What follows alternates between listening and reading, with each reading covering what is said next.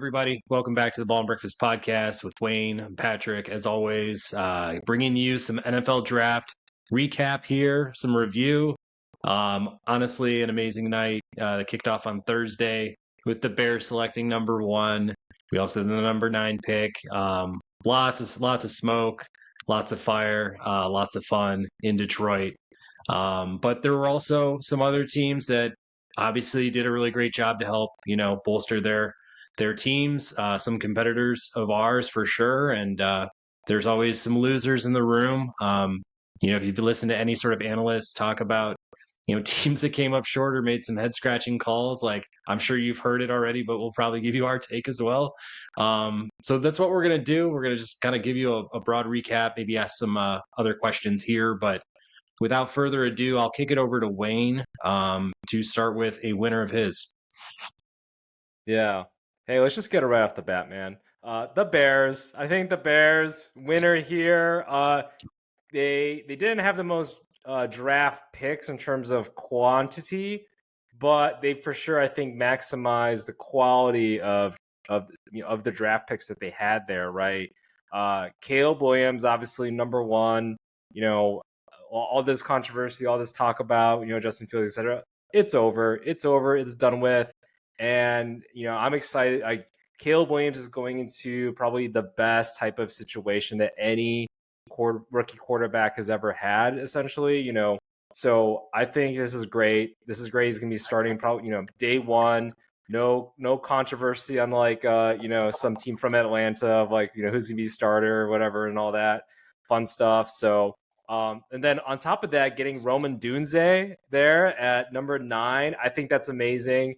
Like, do we have the best like trio of wideouts in the NFL right now? Like, that's very much, I think, debatable. With the talent that we had there with DJ Moore and then also Keenan Allen. Then, yeah, if we want to talk tight end, Cole Kmet, who is arguably like top 5, top 10 tight end now. So, you add in Karan, Amegaji, I think I got that right, from Yale. Like, has a lot of the physical tools. He was a little banged up, and then obviously just has a lot of upside. Has the long arms. Some people say he could probably be, maybe he starts or does a couple of starts at guard, starts off there, and then we'll see if he transitions off there to left tackle possibly for Braxton Jones.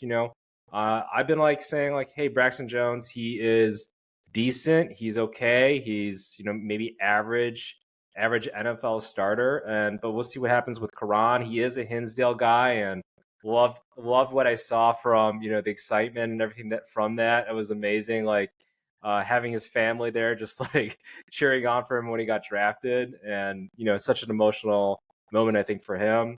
Torrey Taylor, the punt god. Broke the record for most punt yardage in a season. Like every single thing you could possibly say, he basically did it. And if anybody followed Hawkeye football, I didn't really, but I just kind of observed it from afar. And the whole Iowa story this past season was like great defense, a lot of NFL talent there. But zero offense, like no existent offense. The best offensive player that they had was their punter, basically, because he positioned the defense really well. And, I think we could definitely utilize that. Gill, not the best. He didn't have the best production. So I think this definitely tells that we're moving on from there. And then on top of that, I was also looking at who we maybe could have drafted afterwards. And there really wasn't any player. Like it was a lot of running backs, which we don't need. I think some cornerbacks as well. So it was like, we didn't really miss much. And then, yeah, going into the 5th round, we did select Austin Booker from Kansas. I think a lot of people had maybe a 4th, some even 3rd round grade on him. I was looking at some other, mock drafts, and he was getting 3rd and 4th round mocks there. So a lot of upside, 6'6", 240. So he can definitely fill out maybe 10, 15 pounds in that frame. But, was productive, and at least for one season. And he just needs to get more strength. A lot of people were making fun of him for his calves. Like this bro needs to get more leg day in there. Which I think if he fits 10 pounds in his legs, great. So, but overall, I think that's a great draft. Kind of based off also what they've done this offseason, I think adding on there, I know a lot of people were kind of like talking about the edge rusher position, but honestly, I feel like we had a really good pass rush after the Montez Sweat trade. Gervon Dexter, he up leveled his talent and his production. I saw Demarcus Walker, he played a lot better. So I think adding in Booker, he's kind of like he's probably going to be more of a situational type of edge, for sure, like on third downs, basically. So great. Like, I think that kind of formulates things for us there. So, maybe we'll add a free agent here and there, probably on the defensive line as well. So I think overall, like, this was a great draft for the Bears. Obviously, getting a franchise quarterback and then, potentially also then a franchise wideout in the same draft, I think that can definitely do wonders. But I also like, some of these other high upside positions, as well as, maybe potentially like a Pro Bowl punter there if Torrey Taylor like plays to that level. So overall, like, I was just really happy seeing all this kind of come about here. Yeah, man. To kick it off like that, especially just being a fan of the team, it's hard to kind of look back at our history, at least for both of us who have probably watched Bears football for 30 years or so. And it's like we've never had an offense that has gotten us truly out of our seat with excitement, and it could potentially be mind blowing to a certain extent, like how high of a ceiling this offense could possibly have over the next 2-3 years at the very least. So it's like to know that we're getting the number one quarterback off the board, which is the analyst community has all kind of come to a consensus on. He may be a complete tier above the next guys. He may be on par with a couple others, but by and large, we got a quarterback prospect that has been kind of ranked in the top 5 for the last over the last 10 to 20 years of quarterbacks, is like in that top 5 for most exciting quarterback prospects. Like, that is a complete home run for the Bears. We've said in the past, but like Jay Cutler is kind of our standard for great quarterback play as a Bears fan. So like, you just get to those types of touchdown interception ratios. You get us to a playoff berth. You potentially win some playoff games. Like, that's when we start talking about Caleb Williams being the best Bears quarterback of all time, which is just truly awesome. And I just feel like on his talent alone, he'll probably find himself somewhere within those ranks, pretty soon here. And then Rome Odunze, like, on the board just to get the receiver that we wanted. Like, obviously Atlanta was in play there, made a different call. But when he just kind of fell in our lap and then we go ahead and we took him, just the fact that we took him, like, that moment in itself was special, because it's like we've been a part of so many drafts where it's like we think the obvious guy is right there for us, and so we could go ahead and play the conservative play with a defensive lineman or offensive lineman. But like, no, we're trying to compete with the best offenses in football now. Like, this is a different Bears organization. This is a different focus. And I love it because as a fan, whether this becomes the greatest, Bears team or, team overall in the NFL in the next couple of years, the fact that we're just trying, the fact that we are just pushing the chips all in is like everything that we've always wanted. So I don't even care if this fails, man. If like Rome Odunze gets a torn ACL, if Caleb Williams just becomes maybe too erratic, maybe a Jameis Winston type, and just never plays out to his potential, I'd rather us take the shots at the number one guys than to just always kind of cower away and play the conservative game and try to be the monsters of the midway, from the 90s and the 80s and stuff. Like, we're better than that, and we should be better than that. And it's awesome to see that. I guess I drew like some issue maybe with the middle, selections that we had, just based on, the draft capital and the value of those picks at those slots. I do think the tackle prospect, Omagaji, could be interesting. With Jonah Ellis, kind of that next pick off the board at edge, that seemed like a guy who could be like a surefire, rotation play for us at edge, which would have been really nice. But I'm okay with it. The best punter in the league, in the league for college or something, joining our team, like, that's awesome too. Would have been cool to see us like maybe use some next year capital to like wait till the 5th, 7th round to maybe grab him. If I'm guessing he would still be probably on that board, but it is what it is, man. It didn't even matter. It really, like, you nail those 2 first picks for me. Like, it didn't even fucking matter. Like, I didn't even care after, those 2 selections. I was like, we're done. Like, we're done here. It's a wrap. Bears win. Like, let's go home. I think, yeah, there's definitely, Karan definitely is a little bit more of that project, but I think he has the upside. And if the upside is, like I think one thing to consider too is we don't necessarily, kind of know our guards. Like, yeah, we know, kind of whether it be Nate Davis and Tevin Jenkins, but both of them haven't really been healthy, and I think that's a big concern, right? Especially with Caleb Williams there. So adding that depth does make sense, and like this is a priority, right? I think we feel good that we had like a top 5 defense in the later half of the season last year. So it's like great, like we can add a few pieces here and there, get a little bit younger. But then obviously, on the offensive side, the first 3 picks were all offense, and then obviously with Taylor, a punter, kind of considered, I guess, something like that too. So there was that emphasis that you mentioned, is that we just want that effort. And I also think, from the GM, just like get the talent and just like almost overdo it, which I think a lot of Bear fans, we were like, great, we're the modern day NFL. This is amazing. This feels great and amazing here. So I'm all for it. I'm just excited about it.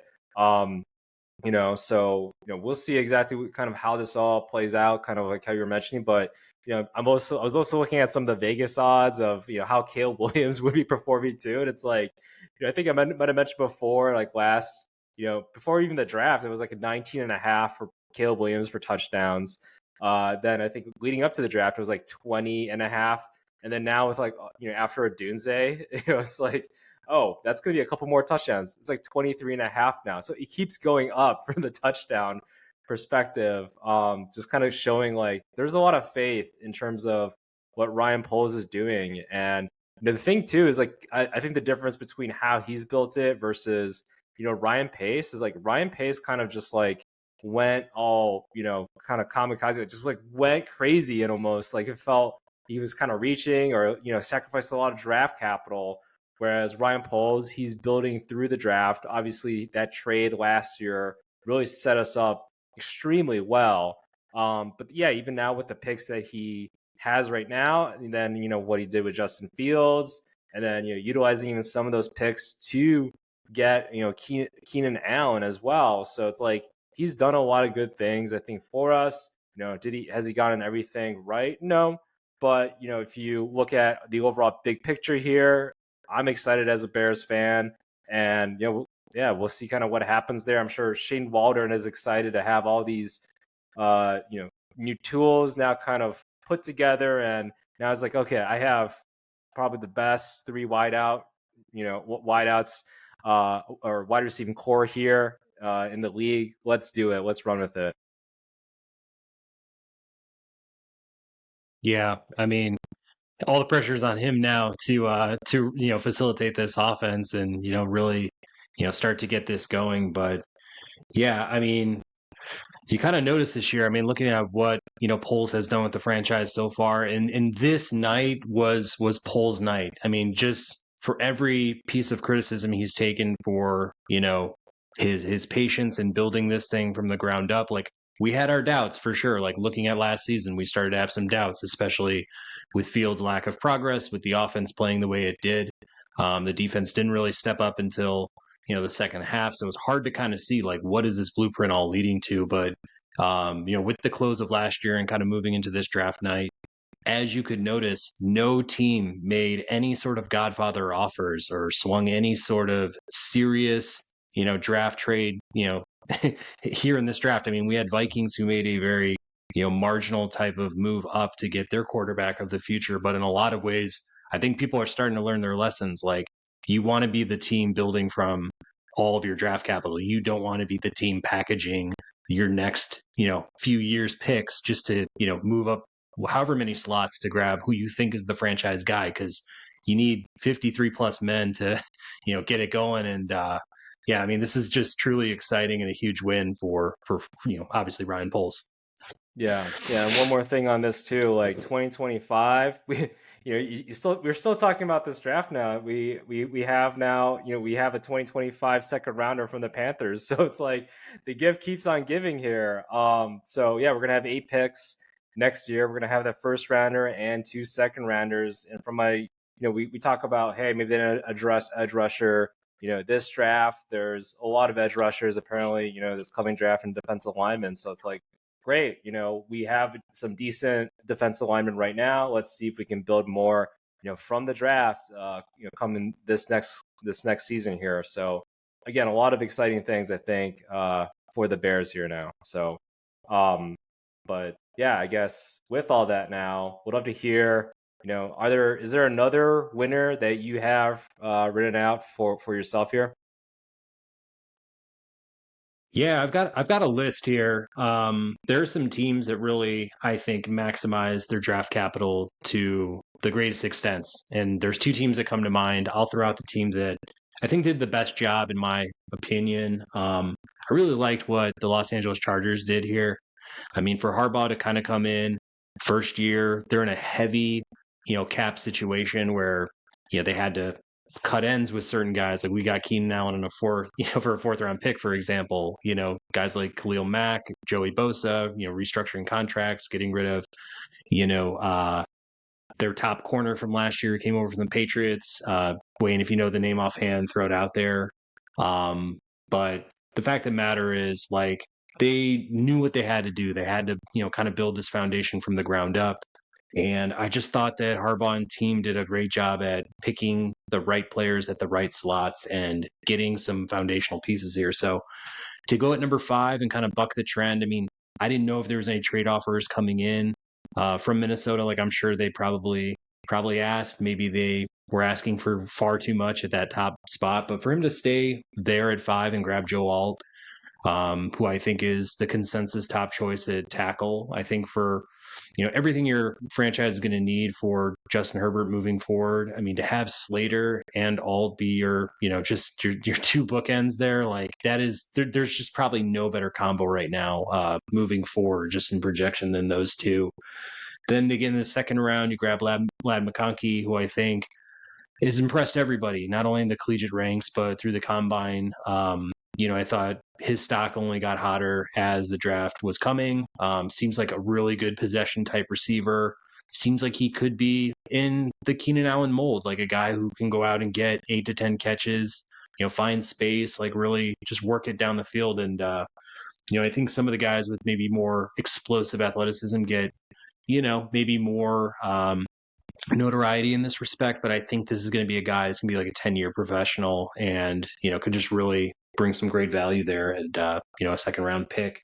Then to grab his guy in the third round, Junior Colson, a linebacker, somebody who has great familiarity with, just another, top end, player at his position. I feel like this somewhat reminded me of Detroit, Lions kind of draft of last year when they went out and got Jack Campbell, like just grabbing guys who I think are at the top end of each one of these positions. And, he did that there at linebacker, fortifying kind of the middle of the field. I think they got rid of Kenneth Murray, so just, a logical pick there. Then he went out and kind of replaced that lost cornerback with Cam Hart later on. I believe that was in the 5th round, but just a very big-bodied, cover corner, somebody with, I think some good upside to him, especially that late in the draft. It seems like he's a guy who can probably step in as starter and probably return value there. And then, take a swing later in the draft with Jerry Rice's son, Brendan Rice. Gets pretty good overall marks as being a pretty good pass catcher there. I feel like just pairing him with McConkey to kind of, replace some of that lost value from Mike Williams as well as Keenan Allen, like that's a really good way to start building, back the receiving core. And then I think he also grabbed a Michigan wide receiver to close out the draft. So again, just like he may know something about that guy that nobody else knows, but it's just the way that those picks were played and kind of, moving down his board and I think executing very well. Like you leave that draft with 5 guys, at least that I sit here and say like, hey, these are, some starting caliber players here with some, premier upside at the, top end of the draft there with the first 3 choices, in my opinion. So I give the Chargers a lot of credit here. They're playing from behind. It's going to be an uphill battle for them, especially out in the AFC West. But I thought they got off to a great start for this new era. Yeah, I agree. And, I think, well, first off, I think that cornerback was J.C. Jackson. I think we were talking about that went to the Patriots. Yes. Yeah. Okay. Yes. Yeah. I mean, that was just like one of the first moves, but then obviously, yeah, like a complete restructuring. I think, a lot of people are talking about wideouts. Like, why didn't they take, Malik Neighbors? Well, it's like their entire offense is not built on the wideout. Like, as simply put, Greg Roman is running the show there on the offensive side of the ball. Could it be debatable that, like, what the hell is Justin Herbert supposed to do within the Greg Roman offense? Yes, that's very valid. But hey, it is what it is. This is the scheme, and it's very much built on the line. It's very much built on the tight ends, and then obviously the run game here. So, they added in J.K. Dobbins and Gus Edwards in the offseason, and now, and then several tight ends there: Hayden Hurst, Will Disley. So, and I think drafting these wideouts, I think makes total sense. I really liked how they got wideouts that I think kind of fit what they're looking for and kind of complement each other. Quentin Johnson, he still is that physical specimen, very raw still, and didn't do too much this past season, but still has a lot of talent, can stretch the field. McConkey, he can get a lot of the more intermediate type of routes, and he does have speed, so he's not like completely incompetent in that arena. And then Brendan Rice, like he was kind of a deep threat, which is kind of interesting if you think about it. It's like, wait, Jerry Rice, like the best wide receiver of all time, one of the better route runners as well. It's like, how's his son not better at route running? But at the end of the day, like, he can go, downfield. I know there was a lot of highlights with him and Caleb Williams. He can definitely go get those stretch the field there. And then Cornelius Johnson. I remember watching some of his games too against Ohio State. Like, he would take like an 8-yard in route and basically take it to the house. Like, he can definitely has some explosiveness to him. Isn't always consistent. I think that's obviously why he was picked in the 7th round there. But yeah, it definitely has some potential upside, similar to Brendan Rice there. So all in all, I think these picks make sense. And then obviously Joe Alt, like, he's definitely he's probably gonna be a staple there. I think he's like one of the most regarded left tackles that we've had in recent memories. So like a former tight end, right? So he's good on his feet and just got big, and then has an NFL pedigree. So it's like, what's not to like about that? And obviously for the Chargers, I think that's great, and it makes a lot of sense for them. So I had them on my list as well as being a winner in here. And again, it's the whole. I think they just got players that fit what Harbaugh is looking for, and then also what fits in Greg Roman's new offense here. For sure. Did you have any other winners?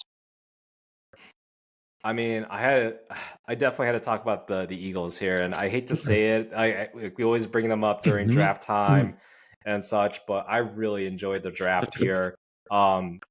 Getting Quinyon Mitchell on the 22nd pick here. I know in a lot of mock drafts they had him maybe going the teens or some sort. Maybe to the Colts at, I think it was like 15th there, and I'm like, how did he fall to the 22nd? Like, cornerback 1. I really liked him, and when I saw this, I was like, how the hell? And it makes total sense. I think they definitely have an aging secondary, and that's one of the reasons why they got Quinyon Mitchell, but then they also got Cooper DeJean as well. I'm like, what? I think I think I might have had Cooper DeJean going to them, like maybe in the first round in previous mock drafts. So it's like, how did this happen? Going, having him go to the second round there. So and then you add in Jalen Hunt, edge rusher, with some upside there, obviously from a small school, but has some upside. And Will Shipley can catch it out of the backfield, a little bit of a scat back, but can definitely run the ball as well. Aeneas Smith, talented wide out there. Jeremiah Trotter, which I think is pretty cool, right? Like his dad, right, was one of the better Philadelphia Eagles there. I think he's in the Philadelphia Eagles, like Ring of Honor or their own Hall of Fame, right? So really great talent there. And then Johnny Wilson, I think I was also looking at too, like in the 6th round. He's a 6'6", like 230 wideout. He might play a little bit tight end there too, but like red zone threat. A lot of people liked him. I think a lot of people had him maybe going a little bit earlier because of all those his physical traits there. So all in all, like I was like, again, how did they get away with this? Like, it doesn't make sense. So definitely liked what the Eagles did there, and with Howie Roseman and all.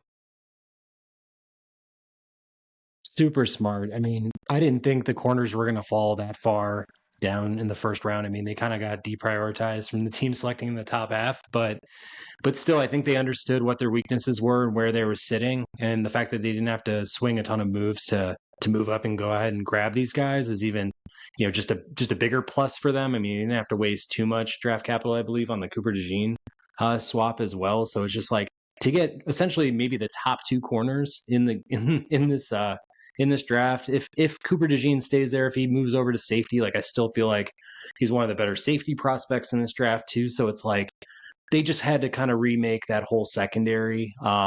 I think watching the embarrassment that was the end of last year, I mean, they just knew what their greatest pain points were as a team, and it was definitely the secondary, in my opinion. But Philly, to me, like I thought there was two other teams that did a great job as well in their secondaries and kind of made that the priority based on last year's results. But the Lions going out and getting Terry and Arnold and then Ennis Rakestraw in that second round, like just fortified it, just like immediately fortified both those spots. And you can kind of sit back now with Brian Branch and Kirby Joseph, and you got like the youngest, like most fun secondary maybe in football. And then the Baltimore Ravens, like they had a much more complete draft in my opinion than the Lions did, but same sense, went out and got Nate Wiggins, and then TJ Tampa just kind of like fell to them. I believe it was in the fourth or fifth round. So it was kind of like, man, at least for the Ravens, like the rich keep getting richer, especially on defense. And like that was, a strength that is now stronger. But in a lot of ways, it's like just the secondary drafting for this one was really interesting to see how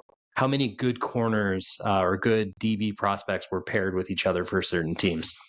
Yeah, I agree with all those. Like it's definitely one of those like you see how great organizations and how they construct themselves. You mentioned the Ravens, another one too, the Steelers, and like they also had a really great draft. I think a lot of people gave them like A pluses or like one of the top maybe three drafts out there. Having Fatiano, Frazier, like really building up that offensive line, which was a headache for them this previous season, then adding a Roman Wilson, Peyton Wilson to a lot of Wilsons coming to Pittsburgh here. Mason McCormick, has a lot of upside coming from a small school at the guard position. So like a lot of great talent that they, just build up like, hey, this is our weakness. Let's just kind of almost overcorrect it. And then I think Roman Wilson fits that Deontay Johnson model, right? Kind of just fits right in there. So that was definitely a good one. But yeah, like to your point, like these teams did a great job. Baltimore Ravens, like you mentioned before, love that draft that they had there. Wiggins fits, I think, kind of exactly what they like from cornerbacks. Rosengarten, he's going to start probably, I think, or he might sit like a game or two, but I think he's definitely going to be a starter eventually there.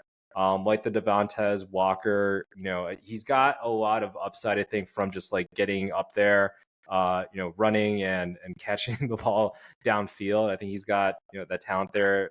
Addison Isaac too. They lost, I think, Clowney, or I think Clowney's still a free agent right now. So having him just getting a little bit younger on the edge as well. And then TJ Tampa, I think he fits right in, kind of like, again, that big corner. And then Rasheen Ali, just more depth there. So overall, yeah, like rich get richer just because they know how to draft. And I think that's what honestly like Ryan Poles, not to make this thing about the Bears again, but he just like, hey, we want to build the draft. We want to be smart, methodical with the choices. Are we going to nail all of the picks? No, but we're going to have some sort of method to the madness, and we're not going to reach necessarily, right? And I think that's the one thing I noticed about Poles. He normally just doesn't reach for those picks. He'll kind of lets the draft come to him. But then obviously when there is an opportunity, he'll just kind of go and get it. But it's got to make sense there. And I think that's kind of what that Austin Booker pick was there. But yeah, Lions too. I mean, man, like I think I forgot. It was like John Dorsey. I think he's actually like a senior, not scout, but like an advisor of some sort there. And Dorsey's, he was the one that drafted, Mahomes to the Chiefs and really built that Chiefs roster prior to when Mahomes got there. So like, and then he also built out the Browns to kind of like what they are right now, the foundation of them. So Menzel maybe wasn't his best thing there, but like overall, like the rest of the roster, stellar, right? So again, great strategy from all these organizations and how they constructed each other. And I'm looking forward to see hopefully that Ryan Poles kind of takes that success that he's seen around the league and kind of just like, yeah, again, just be methodical and, and uses and uses his insights on just like getting good talent for our team here. Yeah, agreed. It's just a great new approach that we have, just this patience and hey, understanding that you just have to have like 4 or 5 targets in mind, I think, with every pick. Like I think the more committed you are to a single individual, like the more, panicky or, desperate certain, executives get, and they make very foolish calls, like some of the calls that I think we saw in the losers bracket that we'll move into shortly here. But I just think, it's nice to see a guy who I think understands that a little bit. Maybe he got that from being with the Chiefs. Maybe Ian Cunningham got that from seeing how the Eagles did things or are currently still doing things. And it's like, it's just nice to have that infrastructure there because we don't think we've ever really experienced it before. Yeah. And one more thing to add on that, it's like, yeah, now we look at what the Chiefs did too, and then the Eagles. I mean, hey, the Eagles, they didn't have the best season last year, but they changed house in the coordinator positions, right? And then yeah, they kind of addressed their weaknesses and obviously the retirement of Kelsey too. So it's like they're making the moves, but it's like they have positioned themselves almost like in a luxury position where they can make moves. It's like, hey, we have pretty much a full-on roster. We can just add depth here, add depth there, take swings here, take swings there. So like, yeah, we look at the Chiefs. It's like, yeah, we'll take a swing on Xavier Worthy, right? They traded up for him there, and then Kingsley as well. Those are definitely the two spots that I think they definitely needed in this draft, and they made sure that they addressed them there in the first and second rounds. So it just makes total sense, like to be able to do things like that. And I'm hoping that the Bears are able to eventually, yeah, kind of be in that position where, yeah, we'll take swings here and there, and yeah, just kind of address these weaknesses as they come about through the draft. And that's how the rich get richer. They're not just like, hey, we're so desperate for every single position, we're gonna throw all our draft capital, trade up, and get these players. Like, we're gonna let the draft come to us. But then, yeah, if there is a talent that just makes 100% sense for us, we're gonna go for it. And hey, that's actually how the Chiefs said they traded for Mahomes. Like, there's an unprecedented talent out there. And we have the great infrastructure and one of the best offensive minds. Like, let's take that swing. And then obviously, it's paid wonders for them. So yeah. No doubt.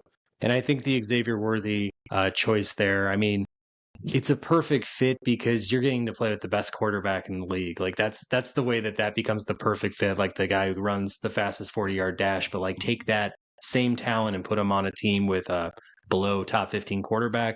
That's a different outlook for him. But the fact you pair him with Mahomes, you've added a little bit more speed with Marquise Brown. Like they're looking at their challenge. They're looking at their competition like Miami, who's just like oozing with speed and like electricity in that offense, and like they've just already pushed their offense almost to that point where it's like it's going to be very exciting to watch them play football this year. And that was like one of the best pairings, I think, for wide receiver to come out of that draft over the weekend. And I also agree. Like I thought Sumataya build a little bit more on the offensive line, and then Jaden Hicks even at safety to kind of make up for the loss of L'Jarius Sneed.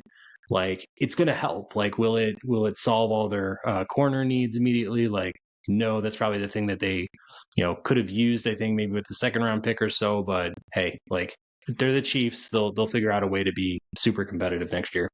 Yeah, and I think part of that is I just think that they liked what they saw, or they think that they can get enough from Jalen Watson, Joshua Williams, right? Both of them are physical, big cornerbacks. So I think I think they're both entering into year 3 now. So it's like, hey, we could draft a cornerback, but we got these needs on the offensive side of the ball.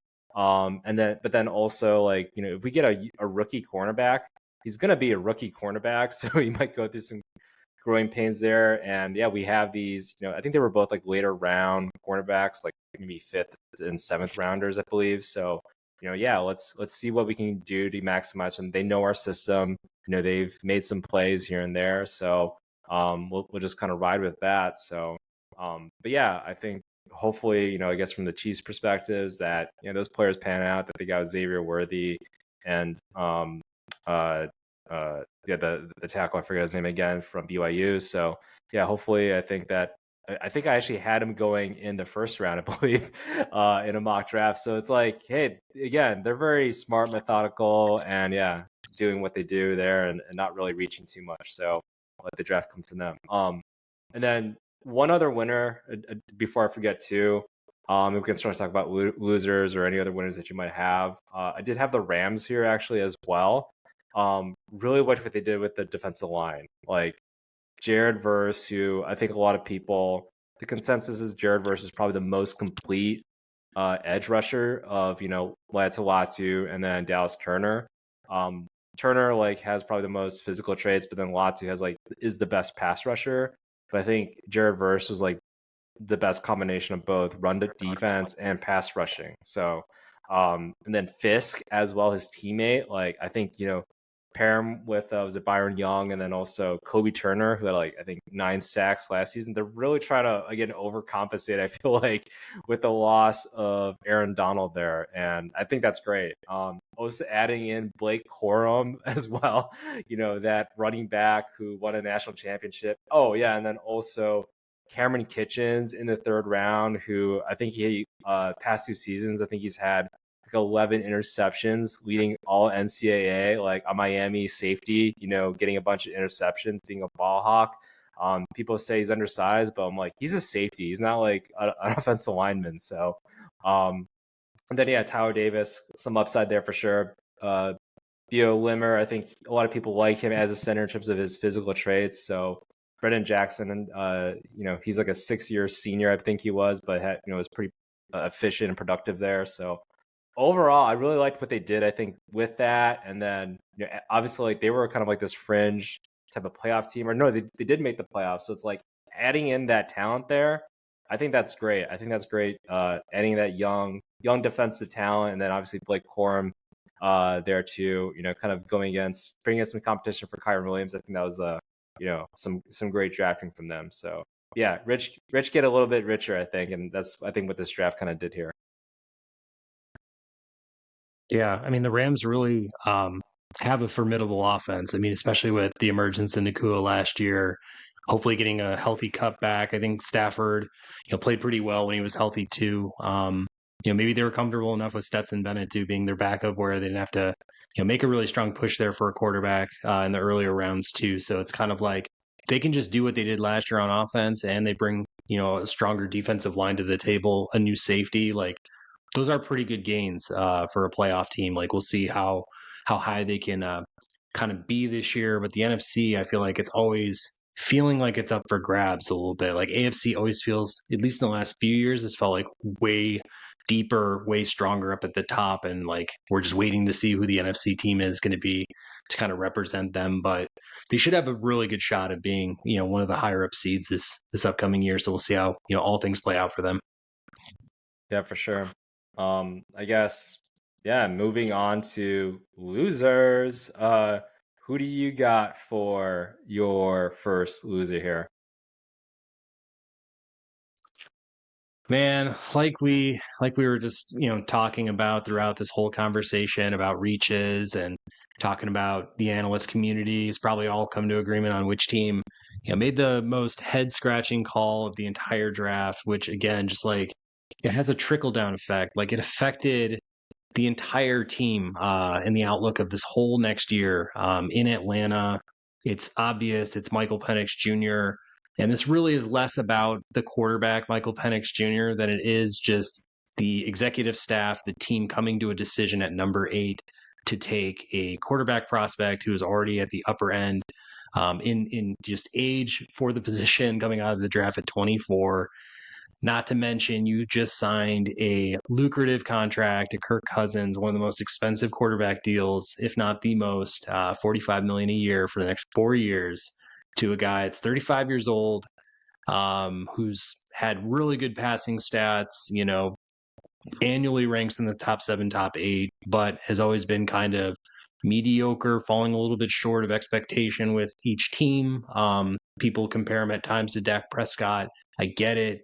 But to me, it's just confusion in the whole approach. It's confusion in what are you trying to be starting next year with all the guys surrounding your quarterback, and what are you trying to be long term? Because those two things don't align, and you can't do them simultaneously correctly, especially when we consider all these factors of, Penix's age, Kirk Cousins' age, and what the expectation is when you sign a guy for that kind of contract for 4 years. You didn't go into that contract looking to make that a 2-year deal. You went into it with the 4 years in mind, like a lot of the quarterbacks are now playing, until their 40s. So it just doesn't set the right tone. You got a upset franchise quarterback now who's in his first year with that franchise. You also have a young, up and coming, budding prospect who is blocked at that position for the foreseeable future. And if and when he does get his opportunity, he breaks through,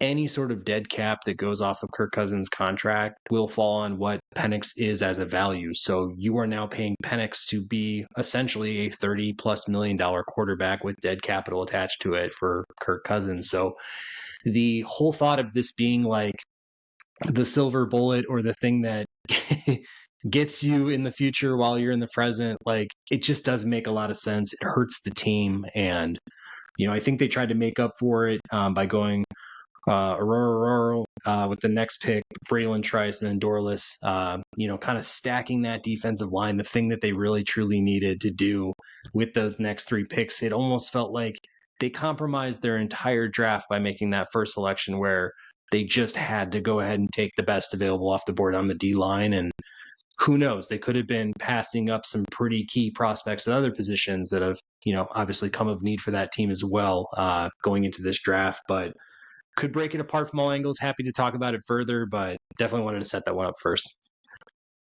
Yeah. I mean, I'm in agreement. A lot of people are in agreement. I don't see any like draft I guess grades without them basically being ranked last, essentially. To your point, it's a 4-year deal. If this were, if this were like 2 years within that 4-year deal, okay, I get it. That could make sense, right? Okay, yeah, let him sit. I think Penix is 23, maybe going on 24 now, right? If he, after 2 years, it's like, he's 25, 26 years old.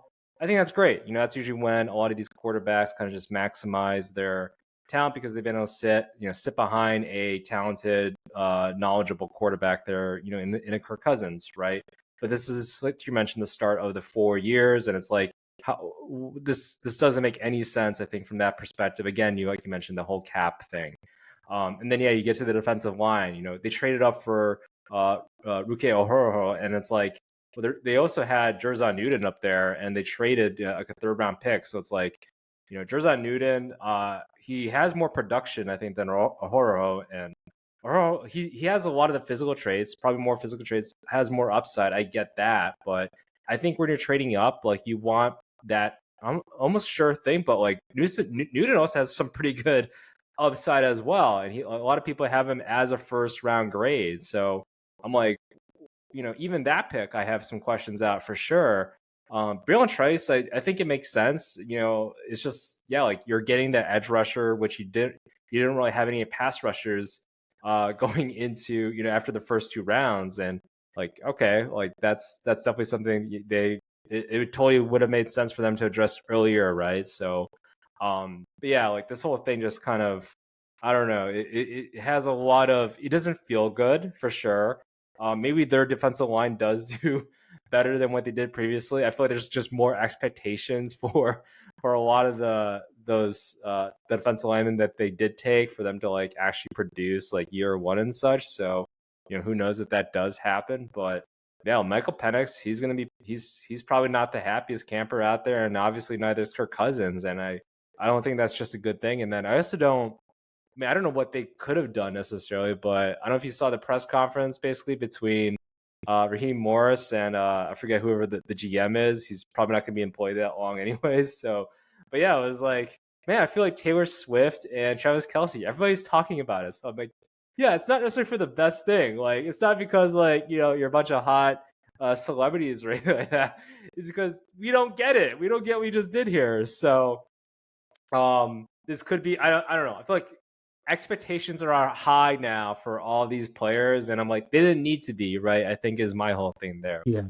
In football, like other sports, it's about continuity too. It's about that trust in the locker room. It's about, getting the most out of your talent. Everybody seeing kind of eye to eye. But if you got two guys that are essentially the CEOs of this company, now they're now vying for that top spot of control in that locker room. If Kirk Cousins has one off game, or if Penix has a great preseason, like you've already got that chatter going right out the gate. And what's your exit plan with either quarterback? If you come to a decision, like, are you trying to now trade a 35 plus Kirk Cousins who can't win this job for whatever on the market, and some team's just going to rush up and want to take on the remainder of that contract, which got a little bit of ridicule? Or even in the Penix situation, like that makes more sense to me. Like maybe you just come to an agreement after year one, like, hey, Cousins played really well, in spite of everything. Like we made the playoffs because they do have a good team. Like that's the thing that really bothered me about that draft choice, especially. Like I wanted to see this team make a little bit of a move here. Like they had a good defense last year. They had really good offensive weapons at their hands, but they just didn't have somebody to kind of steer the ship. Like the more sensible choice, I think, is trading Penix. But if Terry Fontenot's there, the GM, and he doesn't get fired, like you're saying, like I don't know. At the end of this year, like Michael Penix needs to get traded, in my opinion, because I don't know, but we'll see how this year plays out. Like if Kirk Cousins goes down with an Achilles or just doesn't come back to life, then you've got Penix there, and I think that's what their thought is. But to me, like hedging your bet, with a top 8 choice, especially when you went all in at quarterback, like it's a flawed philosophy. It's a flawed way of going into setting up a championship winner. Like you're setting yourself up to be a divisional winner at best, in my opinion. Yeah. Yeah. I don't know. Like again, they made moves that they didn't need to, I think is just the biggest thing, and they've kind of just shot themselves in the foot more so of. To your point, like it like if Michael Penix was taken, say, in the second round, right, or something, and they took Dallas Turner or whomever right at 8, it's like that's great. That's fine. I don't think anybody would have any necessarily issue with, again, Michael Penix. And it's like, oh yeah, maybe he does sit a little bit, but he's a second rounder, so he doesn't have the cap stuff from the quarterback position there in the first round or something like that, right? But even then, it's like, Kirk Cousins, he could have stayed with the Minnesota Vikings, right? Like he went to the Falcons because I think I remember hearing his press conference. Somebody brought that up again. He's like, "Oh yeah, I think we're all in alignment from the owner to the GM to the head coach to the QB." And I'm like, "Are you? Like, I don't think so." I feel like Yeah. there's a little bit of disconnect there, and I think there were even some memes of like Fontenot. Yeah, thank you for reminding me the GM's name again. He's probably gonna get fired, but like Fontenot, there were like memes of like Fontenot trying to explain to Arthur Blank like the reasons why, because there was in the draft room, he was like doing this or whatever to Arthur Blank or whatever, and it was like, I don't know if I'm Arthur Blank, I don't know if he had this conversation with them before, but I'm definitely having it with him right now, and I'm like, you better hit on all these things, otherwise you're gone within like 2 years, if that. So, yeah, just a lot of, I think, again, reaches, mistakes that they, shooting themselves in the foot when, again, they didn't necessarily have to. And yeah, to your point, like this is a good team. Like this, they kind of fumbled in a way like this.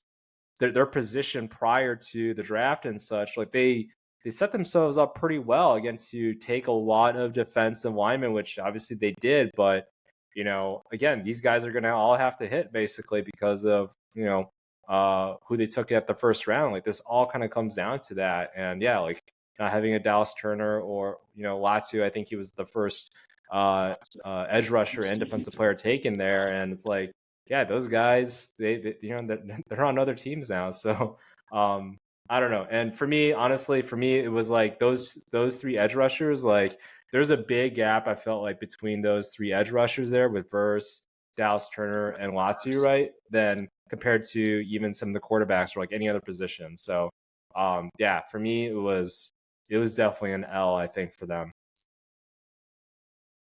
Yeah, I mean, what I had heard also is Blank had co-signed on this a while back, which, I mean, Kirko got bamboozled here because, I mean, it's overall strange to me. Like, I think if Penix was somebody they had in mind, like, why go out and sign Kirk Cousins? Like, why get a stopgap for 4 years at max money? Like, go out and get Sam Darnold. Like, go out and sign him, bring in Penix. You've got like a good 1-2 punch there. Like, set that up for next year. But if you're going the prospect route at quarterback, JJ McCarthy was on the board. Like, he's 3 years younger than Penix. You could just obviously the 4-year window is not nice, but in the same sense, like maybe JJ gets there in 3 years or 2 years or whatever else it is, and you've got that set up too. So like just that whole combination, even going out and signing Kirko, it's like he screwed everybody in this situation. And yeah, man, this just doesn't feel like it's going to end well. I just feel like there's going to be too much drama and too much confusion coming out of that locker room every Sunday. Yeah, and to such a nice guy like Kirk Cousins, I bet like I want to see him angry. Like I really want to see him angry and all, because like, is he like gonna throw a chair or something like that, and then take that chair and fold it back up? Like I don't know what that's gonna be like. Oh, I'm assuming he spent an aggressive amount of Cole's cash this weekend. Just in tears. Buying flannels and Levi's jeans and hiker boots. Yeah, no, for sure. But yeah, like they could have used the resources that they use on Kirk Cousins for, they could have got Keenan Allen or Mike Williams, because the Chargers offloaded them. Like they could have used that for getting wide receivers. Other than I know, Darnell Mooney, right? And I know they got another wideout there too. But it's like, yeah, like they could have gotten other wideouts and help load up the offense for Michael Penix and such, like maybe more upgraded talent there. But yeah, they chose to use those resources elsewhere. And yeah, also load up on defense too. Just they paid him a lot of money. So I don't know, just a lot of question marks. A lot of question marks here. And yeah, I think all the players I think are probably pissed off a little bit here. And obviously I don't know. They just have, I guess Arthur Blank just went to like I don't know, a UW, maybe UW game or saw the national championship and just said, hey, we got to get this guy. And I don't know if he's calling the shots there or Fontenot, but it just seems like there's a disconnect. Yeah, I think Secret Base is going to talk about the Atlanta Falcons story in some sort of short form documentary in some days. But it'd also be just cool to go back and pretend we were the Falcons in this draft and just redo their entire draft for them. Like, just redo their entire draft. Be like, look, you could have come away with a true number 2 receiver or the best edge rusher in this draft, or everything else you wanted in depth. And like, I don't know, man, just pained me to watch that. It kind of pained me, dude. I was like, this is so stupid, but everyone's thinking about the same, so we're not out on an island here together. But how about you? Any other losers you want to throw out there? Yeah, let's talk about this Bills, man. Let's talk about the Bills and their, I guess, approach to the draft and such. Like, it seemed like they were trading back, trying to just load up on picks, right? But it's like their swings that they took in the draft here, the players, they all kind of had limited upside, and I don't know if they necessarily fit kind of what they're trying to do with their current team, right? Like Keon Coleman, who by the way is hysterical, right? I don't know if you've seen it, his Instagram or any of his like press conferences with the Bills, but definitely check it out. There was like one part where I think he was in like a sauna, or he was like going by a sauna with the team staff. They were just kind of showing him around. And he was like, dude, this kind of reminds me of like The Undertaker making an entrance because of all the smoke, like when he opened the door. So he did that. And then I think he had like Undertaker's entrance music kind of playing in the background. And like, this is awesome. And he did it like all this like in a puffer jacket too. It was like, again, he's got quite a personality. I hope the best for him, but I'm like, they got rid of the Bills could have like drafted so many wide receivers and such, and they definitely need that, all that talent. And then they also traded, their pick to, was it the Chiefs? And then the Chiefs got Xavier Worthy. So it's like they're kind of arming them, like their bitter rival there. So Cole Bishop, second round, like I feel like that's a little bit more of a reach. Honestly, he's very smart, very talented. Just I guess the second round, maybe a little bit more upside. it would have been great if I think Javon Bullard fell to them, and I don't know if that was who they had in their draft board, but like, he would have been my pick, obviously, but I think he went a couple picks before Bishop. Dwayne Carter, I have mixed feelings about him from what I've seen. I wasn't too impressed with him at the Senior Bowl, and from the tape I've seen, I think he's okay, but he's definitely not like some sort of Pro Bowler, in the making, I feel like. Ray Davis, I think, was the most exciting pick there. I think he definitely can help complement, I think, James Cook, and then Cedric Van Pran. I think that's probably my favorite pick out of all of them, honestly, just because they definitely felt like they need some offensive line help there, and then Cedric Van Pran, I think a lot of people have graded him as like a second rounder and third rounder and such, and maybe I know he hasn't had the most impressive like Metro Bowls and combine stats and stuff, but very formidable, I think, starting center for both. I think he started right for Michigan as well as Georgia, so it's like great pedigree, I think, there. But yeah, the trade backs, like, I don't know, for talent that doesn't have as much upside, and at least for me, it seems like that's where I just have question marks again of kind of what they're doing and how competitive they will be. I think given the amount of talent that they lost, I think this offseason here with Diggs, and then obviously the safeties that they lost there, and Micah Hyde and Poyer too, right? So Yeah, for me, I kind of got the grasp of like they're trading down in a lot of ways to secure picks to fill out a roster this year because of everything that happened with them cap wise and free agency wise. Like they're running into a position where it's like we just have to go for depth, and maybe to your points on the lack of ceiling for some of these guys, like maybe they're just like, well, we just need you to be a starter this year. We need to know that you've got a high floor for us because we're trying to go back and vie for a Super Bowl here, a Super Bowl berth, and they're kind of in a tough spot, honestly. And they might be this year and maybe in the next one. I kind of look at them as a franchise that's like probably going to be taking a step back this year, just a little bit.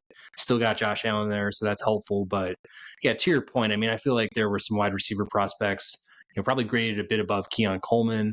The move to just trade your rival, like the player that they want, like that's like us, like asking the Lions and Packers, like, do you guys want to move up? Do you guys want to take this spot? Like, it reminded me a little bit of the Jalen Carter situation from last year. It's like, dude, like, we're trying to beat the Eagles. Like, we're trying to be better than them. Like, don't give them the best D tackle prospect in this draft, the one that we wanted, overall. And luckily, it's still to be determined, but it kind of worked out for us with everything we've done over the last 2 years in the draft. But in general, yeah, so that was very head scratching, and yeah, there wasn't much else. I mean, the Van Pran we talked about in the past kind of stood out as a good center prospect. They lost obviously Bates to us, and I think their starter in front of him. And then I saw Javon Solomon there from Troy. I think in earlier mock drafts on PFF in their simulator, he was getting scores above like the 90s, and like I was like, how is this even possible? This guy's like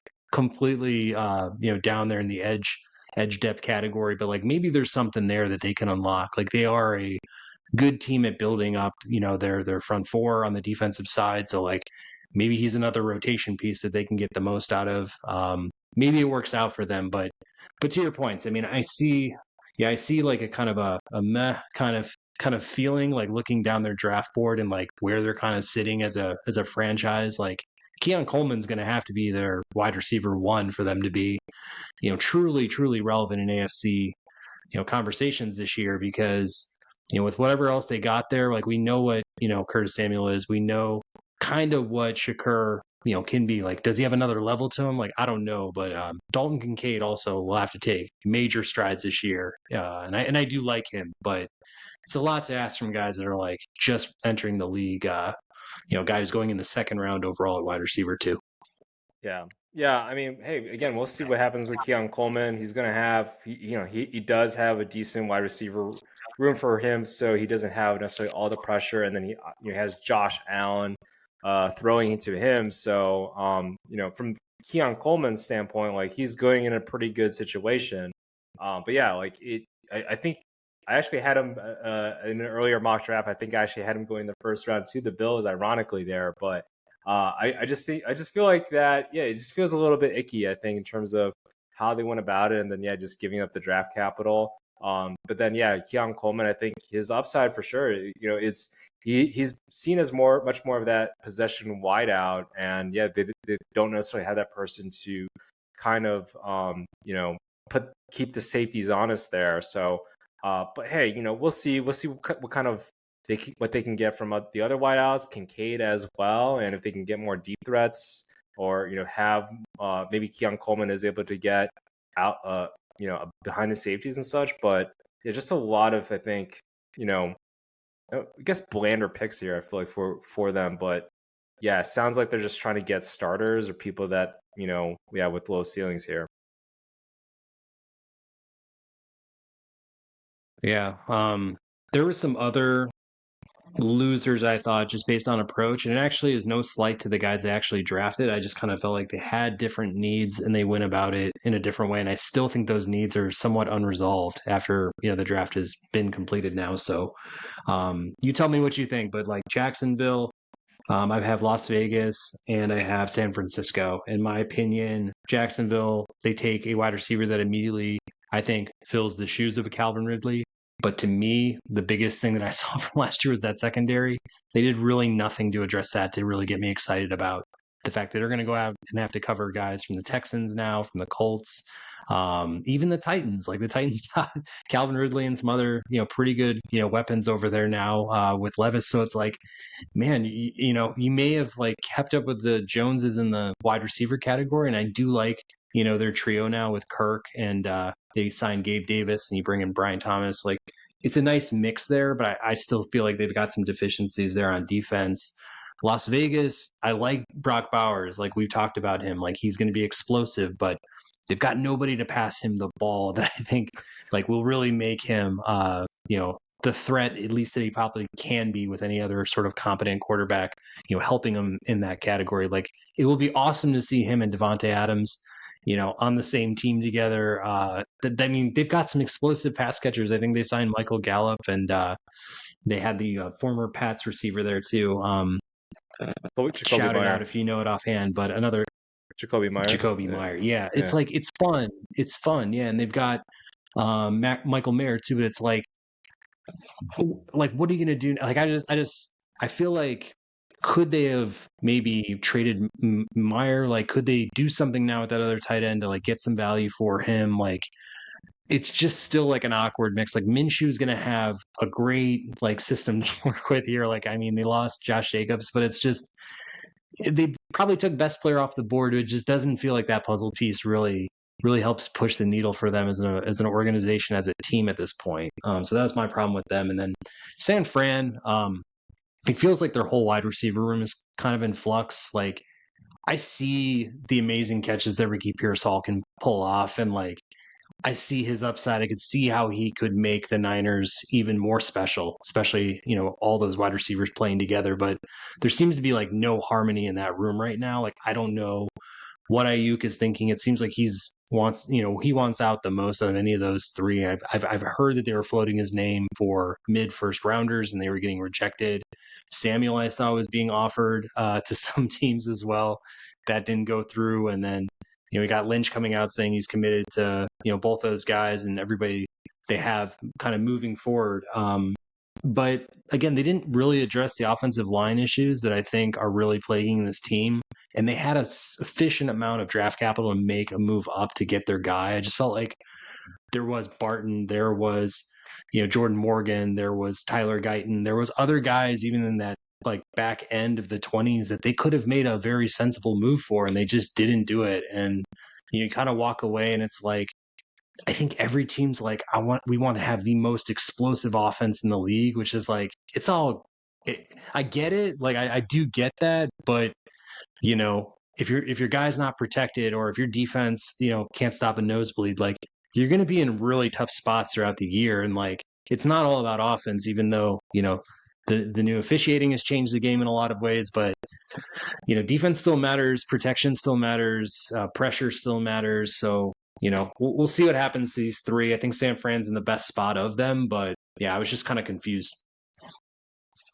Yeah, I had the Niners in terms of I guess losers here as well. And it's like part of it's a little bit surprising of just like, oh, usually Lynch does have pretty good drafts and everything, right? But this draft definitely felt a little bit weird, and it is probably in that position of like maybe there is going to be a deal happening at the wideout position, or maybe maybe it's not this coming season. Maybe he just wants to like maximize what he has left with them, and then hey, let's address it this offseason and trade one of them or get rid of one of them, right? I think that might be what he's thinking here. But then, even the pick of Ricky Pershaw is that, I don't think anybody had him going the first round. So it's like to your point, they could have addressed the offensive line there. And this is a deep wide receiver draft. Ricky Pershaw probably could have gone in that second round and that second pick that they had there, where they took Renardo Green. So, but yeah, like they lost the Super Bowl because their offensive line was incompetent, and they really haven't addressed that this offseason.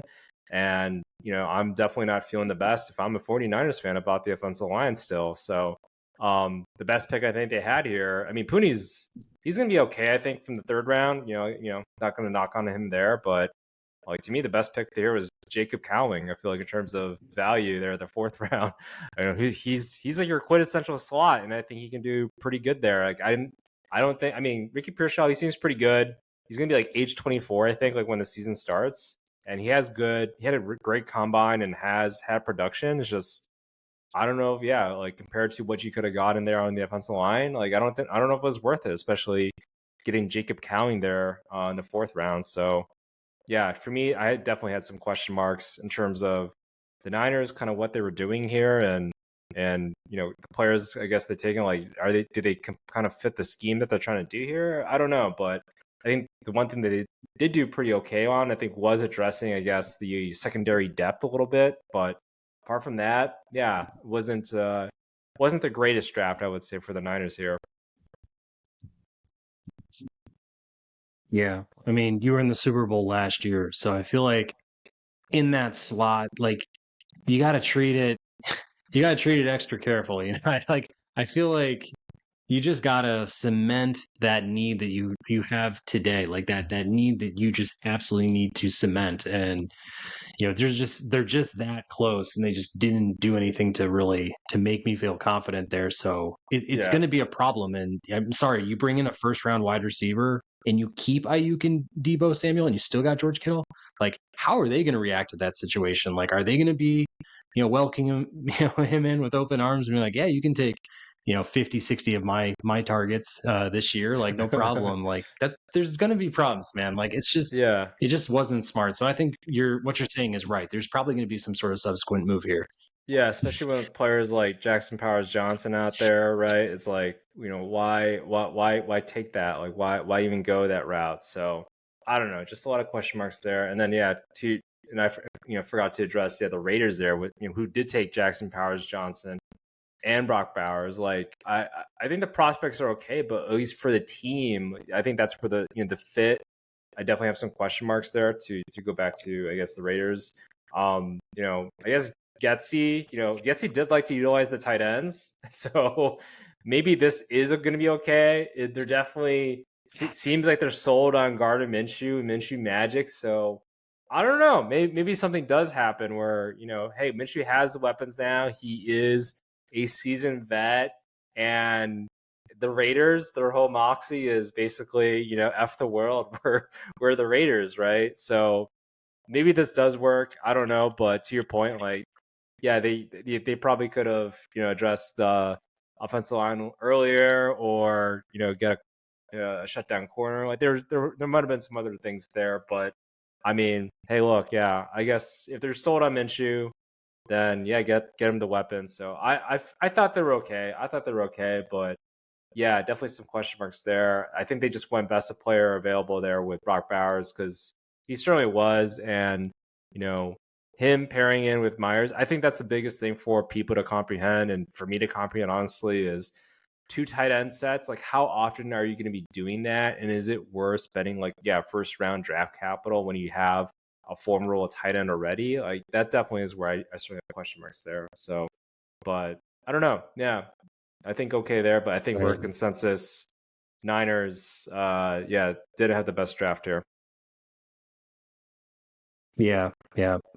So we'll see, but I don't know if you had any other overarching points you wanted to make, things you just wanted to point out from the draft or whatever else. Yeah, I mean, I think maybe like one, I guess quasi loser. I wasn't really the biggest fan of their draft necessarily, and I don't know what's happening over there. But the Panthers too, I think I had them in terms of I guess my losers as well.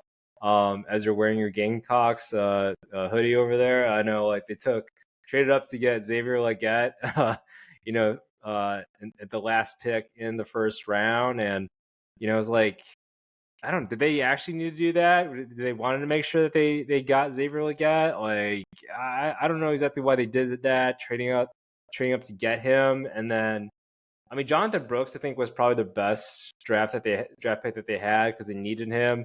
Has some injury history I think is the one concern for sure, but they definitely needed a running back and he's explosive. Jatavian Sanders too. So like all their Texas picks, I don't have too many qualms of. I think it's just the rest of the picks, including their first round there, Xavier again and trading up for him. I'm just like, was that all necessary? Again, with that, the second round, there was a bunch of wideouts taken just right where they were picking. So yeah, again, I don't know exactly what's happening to that franchise. I'm glad that they're getting Bryce Young weapons and such, but I'm like, is this the best you guys could have gotten? I didn't understand the strategy. I guess if they really wanted Xavier Legette, but I'm like, I don't know. To me, there isn't as much of a difference in terms of, I guess, expected production, at least for me, from Xavier Legette than say, McConkey. I know he was on there too, right? So yeah, just some question marks, I think, from the Panthers' perspectives on some of the picks that they had there. Yeah. To me, this is the we're sorry Bryce Young draft where it's like, hey, we know we set you up to kind of fail in your first year last year by giving you like absolute cast offs from most teams, overpaying Miles Sanders to be your top back who just completely flopped. And like you walking into this second year of yours with really nothing to get excited about. Like this draft was for you. These are all the weapons we wanted to bring for you. And the other part of that coin for me is, hey, are you an NFL quarterback? Because we just gave you three prime position players in our eyes. Like we gave you one of the higher rated tight end prospects in this draft. We gave you probably the top running back. We gave you a number one ish type option there in Leggett. Everybody can debate that whether the pick was right or whether the trade up was sensible in any sort of way. But we tried to get you what you need to have in order to like show us are you ready to be a pro quarterback this year. And I feel like this whole draft for me, and it is a losing draft because they also traded the Bears like all their capital, which is Yeah. something we will just revel in for next year and many years to come. But for me, this is as much helping Bryce as it is evaluating him. And I think come the end of this next season, if Bryce doesn't show some true steps here, like this could be the beginning to the end of his era there in Carolina. Like if it becomes another, you know, 2, 3, 4, 5 win season. Like I don't know, but that's just like my gut impression. Yeah, I mean, I do wonder, and as I'm like looking at DraftKings and such, I'm like, what's like who's gonna have more yards and touchdowns, like Caleb Williams or Bryce Young? Like I think it's pretty like I'm not even looking, but I'm pretty sure it's gonna be Caleb Williams for both, right? For both touchdown and yards, and it's like, yeah, this is gonna be his rookie season. He's obviously has a lot of talent around him, both from the veteran side and then obviously Roman Dunze and such. So it's like he's set up for success beyond what anything that Bryce Young has been presented, even right now, too. So, um, but yeah, like I don't know what they can get. I I kind of feel sorry for Bryce Young. He seems like a nice guy, but yeah, that whole situation with the Panthers and ownership and such, like, yeah, I don't know exactly, feel like he's being set up for success similar to Justin Fields. So, um, but hey, we'll see. Maybe Xavier Legette just kills it. Like he did have that one good season, but yeah, just I think some question marks overall in terms of, is this kind of the best that y'all could have done, and did you really need to do that trade up and such? Yeah. Yeah, I think we're gonna be like laughing to the bank for a long time with this one, especially just given how the analyst community has kind of dissected all the subsequent moves that have been made with those draft picks, like bringing in the Keenan Allen and God, there's another one that just like goes beyond the draft. It's Montez Sweat, I believe, is the second round choice there from some of this draft capital. So it's just kind of like, man, it's just embarrassing. And I think as an organization, like Carolina's really playing from behind here. Didn't even swing a really great deal, with Brian Burns as a trade chip. Like it's just gotten bad. So we'll see where they end up. But yeah, I was kind of trying to look up the NFL's like touchdown leaders from last year. I just wanted to know like pure figures because I remember last episode you threw out the 30 figure. And for me, I was kind of like 30 touchdowns in 17 games. Like that seems like take that to the bank. Like Caleb Williams can do that. And I still feel like he will. And to your points on Bryce Young versus Caleb Williams, like it's not a contest to me. Like that's not a contest for next year. Like a contest for Bryce Young is, can he get more passing yards and touchdowns than Gardner Minshew? Like honestly, because Yeah. Minshew is set up to succeed, whereas he is just set up to completely fail. Like it's really, I don't know what Bryce Young is yet, but he's just really hasn't been given the keys to a very nice car so far. Yeah. So I am looking at touchdowns at least now. It's loaded up here. So like I mentioned before, Caleb Williams is set over under 23.5. Bryce Young is set at 18.5.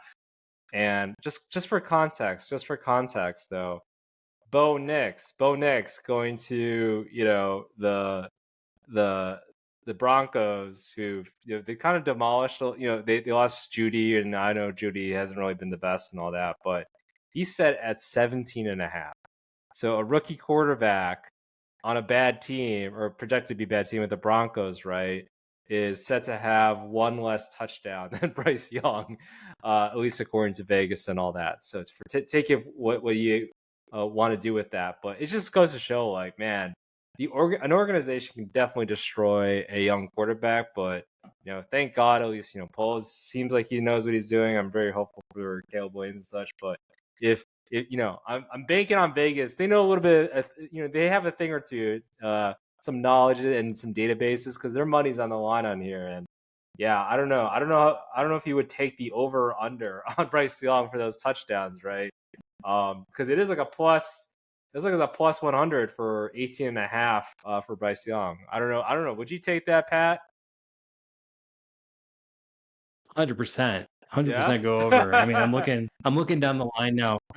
I've got it in front of me now. Like I'm looking down the line, and I'm super surprised. Maybe I'm a bit out of touch on this. Like I know Brady set that record a while back with Randy Moss, where I believe it was like 50 touchdowns or something like that. But like I didn't know that the top touchdown passer only got 36. Like I just feel like every time I look at stat lines, I'm like, oh yeah, he got 2 to 3 touchdown passes, and like you just kind of multiply that across the games played. But it's like, yeah, I mean, special teams touchdowns, defensive touchdowns. I mean, the running game's now becoming more prolific. It seems like, again, like it is taking away those touchdowns for quarterbacks and stuff. All I'd say is like I've got the utmost confidence in Caleb Williams. Like everything I'm hearing, I like his moxie. Like I think his confidence is like through the roof, like maybe too much. Like sometimes he gives me like these cocky type vibes or like immature type vibes, but in the same way, like I kind of want that now. Like we haven't had a guy walk into a room like with his nails painted and kind of like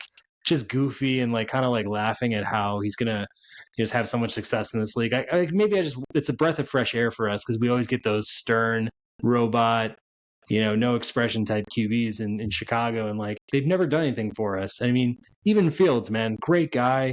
Seems like an amazing, clubhouse guy, but that guy didn't say a whole lot. Like he didn't really show you a lot of moxie or poise or kind of bringing the guys together. Like I think the rain game was probably that one time I saw him really like show some of his passion. But like we need a guy who's just going to come in with a little swagger, I think, and I think he's got all the talent to back it up too. So we'll see.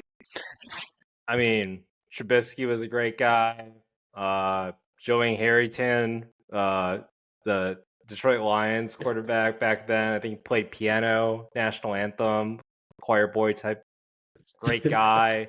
I don't give a fuck. I want an asshole. Like Aaron Rodgers, like a lot of people think he's an asshole. Guy's like one of the best quarterbacks of all time. So, like if this was a president of the United States or something like that, right? Yeah, maybe less assholish, but this is a quarterback in the NFL. I don't care. Like if he can throw the ball, read a defense, has the psychology, the moxie, right? Because I think that's like the biggest thing. I think that's what Tom Brady said, right? Is that the number one trait, the most valuable trait for a quarterback is confidence, right? Because you're gonna get hit. You're gonna get, you might be questioning your abilities. Do I belong here and all that? And in the middle of the game, you can't think that because you got 300-pound linemen going after you.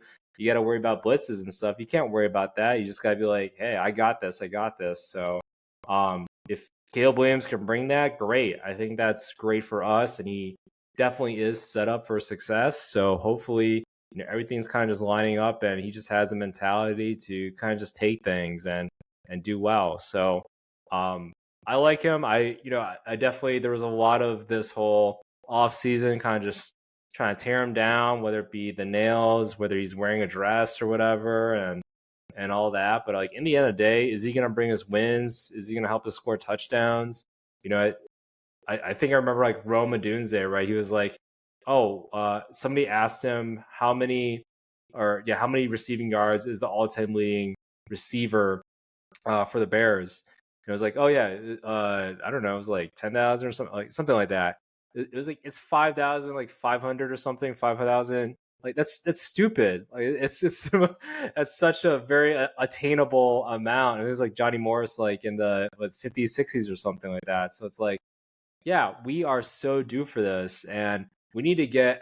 I think as Bears fans, as the organization too, we just need to be open to other possibilities, other ways of doing things, because what's been expected from a quarterback in Chicago has not worked. So I think we just need to get our heads out of our asses that a quarterback needs to be this stoic person, which Justin Fields was. But every stat, like a lot of people want to blame the line and such for Justin Fields.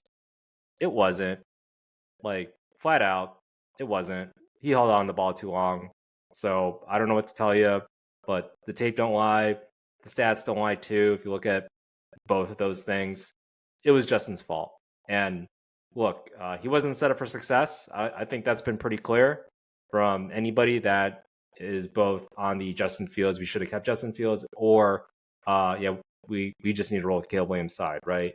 In the end of the day, it's business, and I think we made the right decision in terms of at least the talent that's available at number one, Caleb Williams, and then obviously, the cap casualties and do we do the 5th-year option and all that fun stuff for Justin Fields. I think we made the decision, and I'm just going to roll with kind of what happens now. Hopefully everybody's healthy and such. So. Yeah.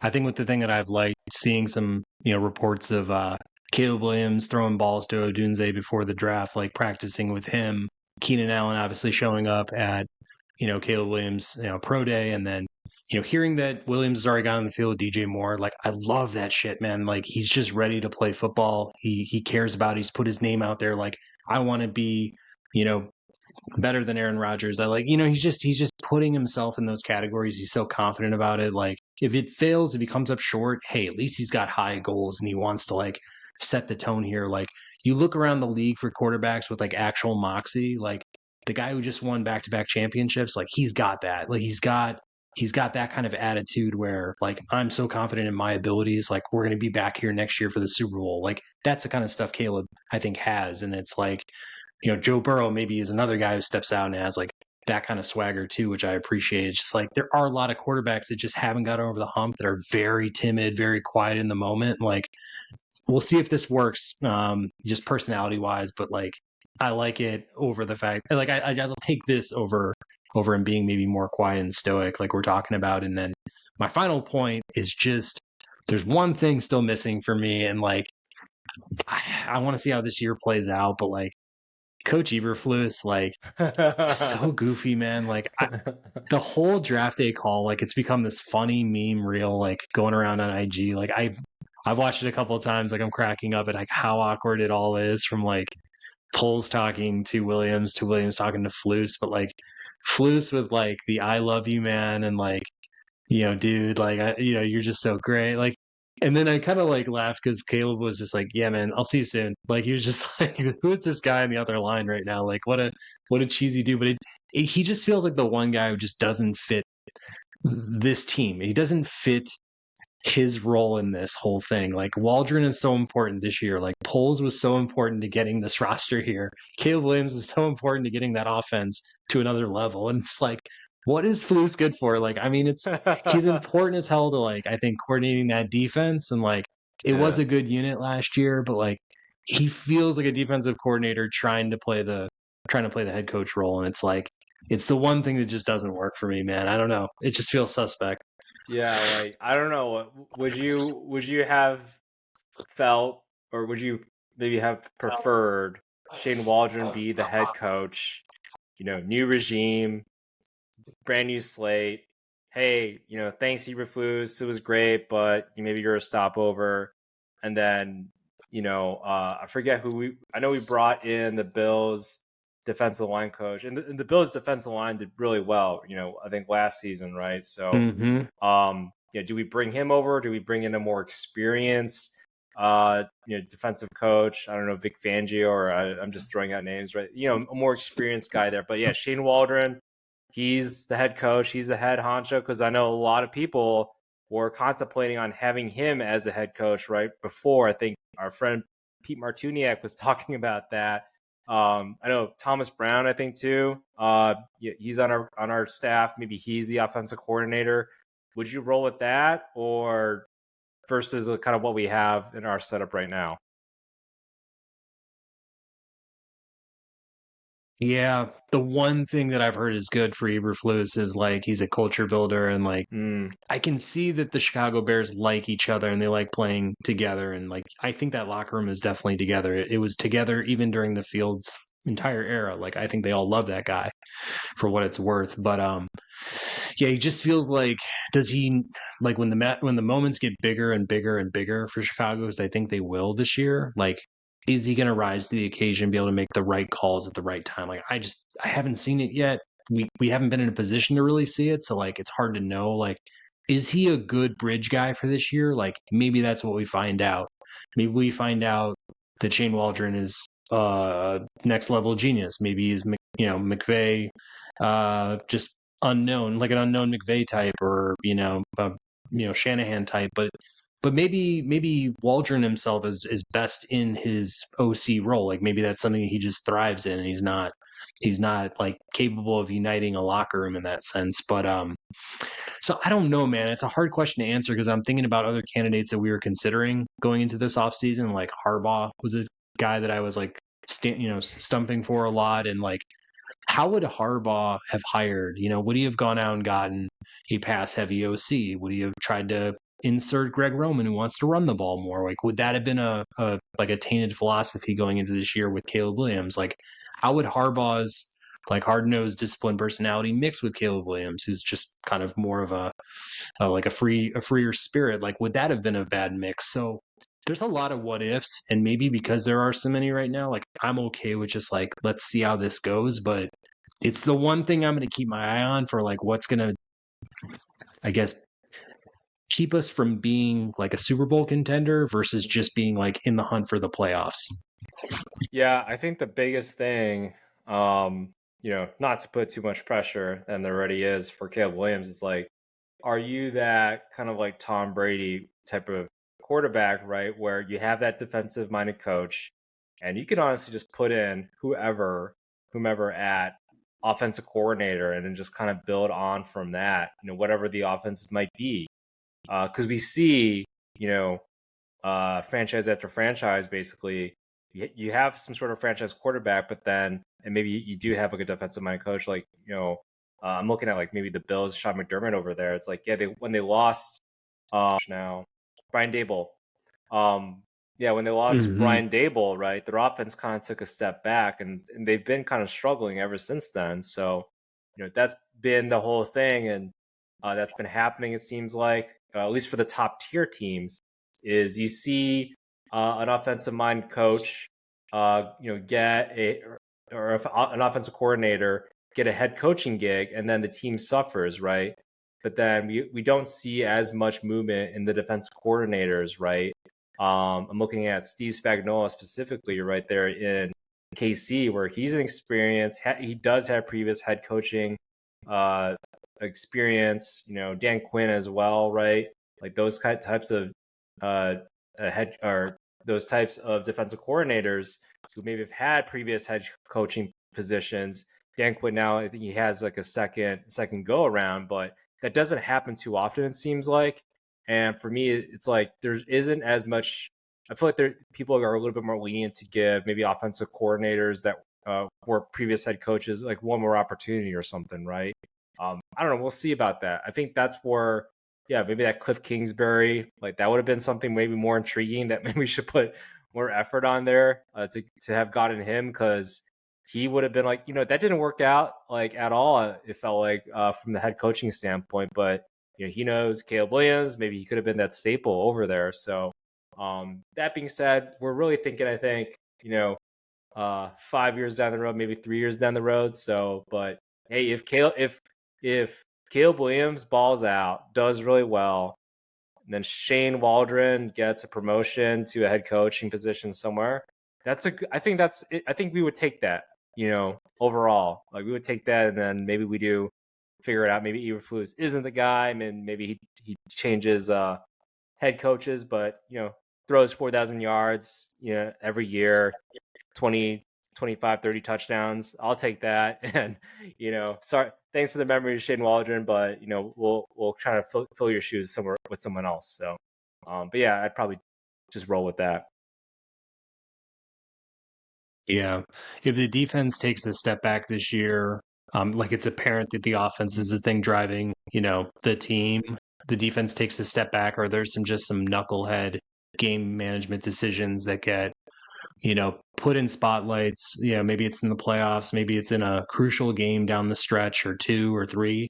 Like that's the kind of thing I could see getting Flus replaced by a guy like Waldron, who I think took that job, like, Pete had said, like, because he saw a pathway to being a head coach there too. So it's a very real situation, but I'm glad you brought up Steve Spagnuolo, because he's been kind of cast aside as somebody who's not, in the mix for those jobs. And like his defensive scheming in the Super Bowl and overtime with Brock Purdy and all that pressure he placed, like every single string he pulled, I was like, genius. Like this guy just gets it. And I feel like it was Tony Romo, but Romo was calling him out play by play. Like, look at what Steve's doing. Like, masterful work on a young quarterback. Like, so that kind of stuff would be like just so perfect for our team. Like that kind of experience there, especially the ties that we have as an organization to KC. Like that'd be amazing. But yeah, if Waldron does his job and this offense is humming like it probably should be, yeah, I mean, I feel like that's the logical next step. I feel like a head coach if Flus just doesn't get it done. Yeah, I mean, it's just been kind of a shift that at least I've been noticing, right? It's like, yeah, the top tiers, it's the Shanahans, right, and Andy Reid's, like the offensive minds, where they kind of just roll with whomever there is on the offense, and then they just try to get as much defensive knowledge there on that side of the ball. So, and I think that's perfect. It seems like that's a perfect formula, because owners really want that innovative offense. They want to find their own Andy Reid. They want to sell tickets to. So, but it's interesting. Is like the fun part is with Harbaugh, right? In this whole scenario with the Chargers, it's like, yeah, they play. Harbaugh it's so ironic. He's a quarterback, former quarterback, and all that, but he plays like very boring football, but he wins. So, um, like if you were to like say like this is what I want. My head coach wants to run the ball and have a hard nosed defense. It's like you would think that's like a defensive coach of some sort, right? But no, it's a former quarterback. But yeah, I don't know how that kind of coincides in the end. If the defensive coach, if Eberflus, and I don't know, from my understanding is they hired Getsy first, which I find a little bit weird. But if Eberflus is a good like recruiter, and maybe he did play some influence of getting Shane Waldron right for an offensive coach, offensive staff, right? Then great. Then maybe we that lessens the worries for Bears fans a little bit. But if this whole thing with Shane Waldron was, because it was kind of lucky, honestly, it felt like, with Pete Carroll retiring, and then the whole staff kind of just in shambles, right, and just kind of being blown up. It's like, oh great, we can make that call to Shane Waldron, and it sounds like he's interested because he knows that we have a ton of draft capital.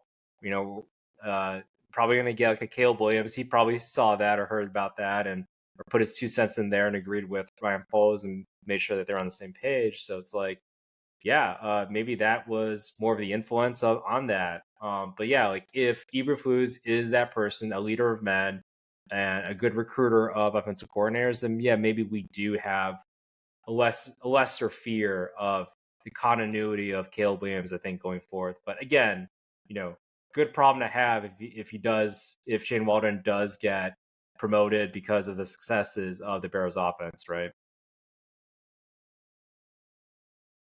Right. Man, yeah. I mean, this year is so important. I mean, it's like a building block year for the Bears. I definitely see playoffs in sight this season versus any other season. And I'm not like a Homer Bears fan where I'm going to always be overly optimistic, but like the writing's on the wall now. Like this is playoff or bust. I think we still come up, on a very tough division, but in the same sense, like I think we have enough talent in the NFC to at least push for one of those, wild card berths or whatever else it could be. But no, I'm just so excited for this upcoming year. It's like the first time being a Bears fan that I've truly felt excitement, because I always felt, even in those years where we had those elite defenses, we had nothing to show on offense. And it was always like, well, great, we've got the monsters of the Midway and a great running game, but like we're not true Super Bowl contenders in my eyes. Like even the year where we went to the Super Bowl with Grossman, it was like, come on, we're going up against Peyton Manning. Like this is like we've got to have everything break right for us to win this game. And this just feels like a different era. It just feels like a different type of football team we're putting together. And if everything lines up, like we should be one of the top contenders year in, year out for the at least next 5 years. So we'll just see how it all goes. Yeah, and we could have drafted Aaron Rodgers instead. We got Cedric Benson, who had a okay career, right? I think RIP too, but like, yeah, we could have drafted Aaron Rodgers then. Obviously, quarterback contract structures were different, hence why Aaron Rodgers dropped, to the bottom of the first round there, right? But yeah, I just think about the what ifs with regards to that, and yeah, I'm excited for an offense that can actually score points, and then we have a defense with hey, having a defensive coach, that definitely is a plus there. So I am looking at the odds too for the Bears. I want your thoughts on this too, because we're gambling addicts apparently. Chicago Bears over under on wins 8.5. Over is -140, under +115. I mean, from the fan perspective, I assume you take the over, right? Yeah. Yeah, I take the over. But it's a conservative over for me too, because of the division. I think this division is going to be one of the best NFC Norths that we've seen. I mean, I think the Packers got better in the draft. I think that the Lions got better in the draft.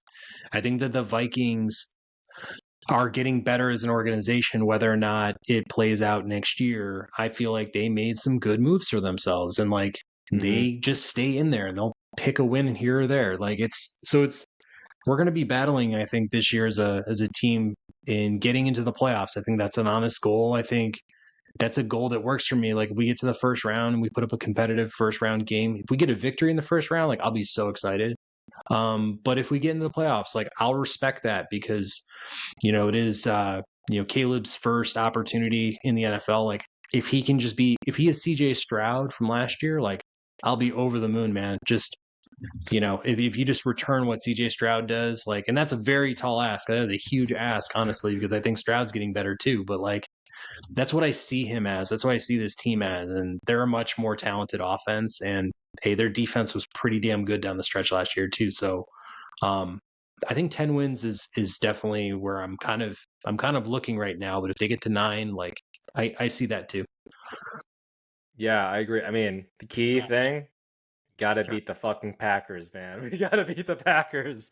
I think. I mean, honestly, that's gonna be a big thing because if we split, I mean, we've been getting swept. I feel like the past couple of years, right? So it's like we just gotta beat the Packers there.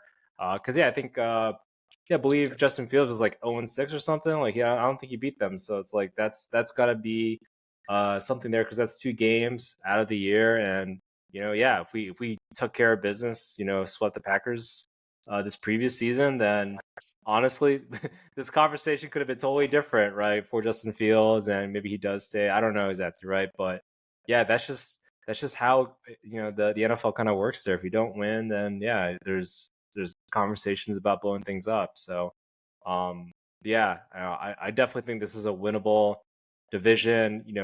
We'll see kind of what the Vikings do. I mean, Kevin O'Connell, one of the better offensive minds out there, great coach overall.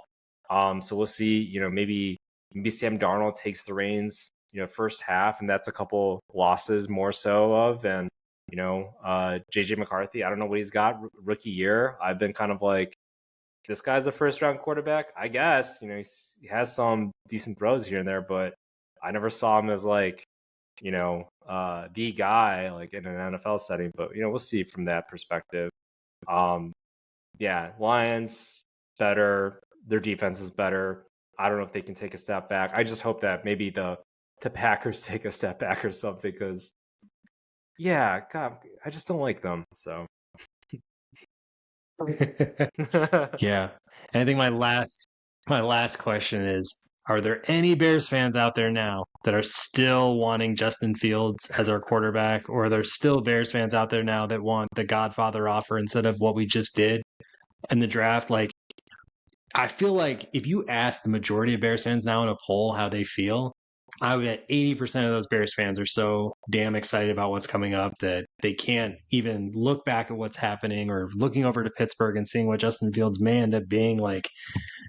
I think that was all crap. That was all old Bears mindset, attitude, opinions.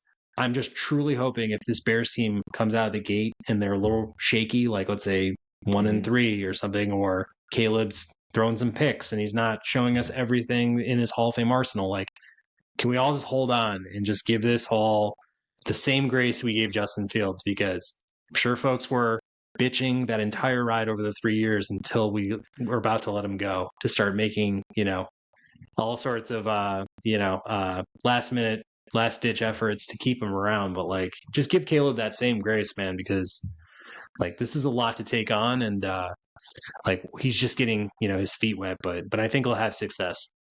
Yeah, I'd say yes. That's easier said than done though, especially because of the offseason the Bears have had, right?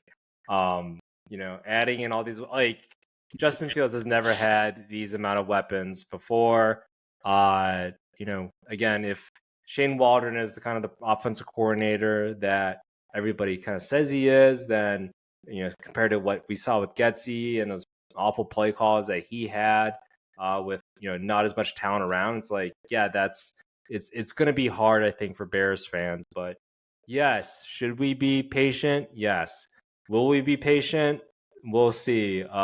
Hopefully there's early success for Caleb Williams. I think that's what any Bears fan will want because we want to see the Bears just win, and throw this whole like Justin Fields stuff, kind of just put it in the past there. And hopefully he does succeed over there with the Steelers, sitting behind Russell Wilson and, more of a revamped offensive line and talented, playmakers that they got. So, I don't know. I definitely will try to be patient, but man, they had a hell of an offseason here. And this is fun, I think, for Bears fans too. Yeah, no, I know. I mean, I think this builds expectations in right away. I just always like to temper those expectations a bit. Like, same thing happened with other teams in our city. I mean, like, let's look at, I mean, I don't want to go too deep into the White Sox of the 2020s, but it was almost like folks were wanting them to be in the World Series in their first year. And it's like, guys, slow down. Like, this is a very young team. They're getting established. Like, it's a new identity, it's a new core. Like, year one, make the playoffs. Like, or be 500. Year 2, like just have that same approach that we were trying to get to with Fields for this new Williams era. Like I know we want Super Bowl or bust or something like that, but just all like I think we gotta just let this thing play out, get behind him in tough times, and like, man, it's gonna be good. It's gonna be good, man. I already know it's gonna be good. One more question. I mean, we could talk Bears all night if you want, but one more question though is if the Bears don't make that 8.5, if they go under, if they don't make the playoffs and all that, is Eberflus on the chopping block? And maybe like Caleb Williams and all, like maybe it's the defense. Maybe like, we ought to have gotten more pass rushers or something, or, injuries happen, right? Is Eberflus in the chopping block because we didn't we didn't deliver, right, at the end of the day? Yeah. Context will matter. It'll be nice to know like what was it that held us back this year. Is there infighting? Like are there clubhouse issues? Are there guys that just don't get along, don't play well together? Was it an injury thing? Like could I see Keenan Allen going down with an injury? Yeah, I could see that happening. Like, could DeAndre Swift go down, pretty soon? Like it could. He's not really played like a lot of full seasons in the NFL. And like I truly think Khalil Herbert is still our number one running back. And I think he's an awesome running back too. Like I think people are talking a little bit too much about DeAndre Swift in that category, but like it's going to matter a little bit about like what took us down and where was it. If it is defense related for sure, and we fall short of a 500 record, like there's nothing else that we really need to see from Eberflus. I think if anything, he's fighting for, his standing in this league and as a NFL head coach.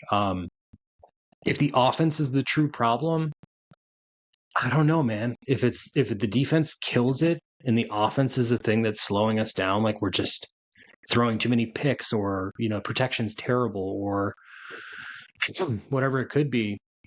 I mean, could Waldron become a guy who's under the spotlight? Like, yes, but I think we've invested too much there philosophy-wise, and we've already changed over from Getsy. Like, we probably give Waldron a second year, like, guaranteed. So, like, if the defense crushes it and the offense is stagnating, like, that's the thing I could see Flus getting an extra year for. But there's going to be a lot of media buzz. There's going to be a lot of fan, backlash over the Bears not being a 500-plus team this year. So, yeah, Flus could lose his job one way or the other if that happens. Yeah, for sure. Yeah. No, I was just thinking about that because, I know. To your point, I feel like out of all the cogs that are rolling right now, like there's a lot of fanfare for Ryan Poles, Kevin Warren. I think people are just excited that it's we moved on from like Ted Phillips and all that. So, and then but then the head coach now, it's like there definitely is mixed feelings that for sure for Eberflus. Yes, he can unite the locker room, which is great for the head coach. I think that's like the number one thing you need. But then you got to deliver some W's eventually. And if it is defense, it's hard to say that if you're the head coach and this is like your thing, like why don't you perform better? But hopefully everything works out. Hopefully it's all the over for the wins and such. And Bears fans, like we're just all excited. We're just gonna be getting shit faced and enjoying the Bears winning and Caleb Williams throwing touchdowns.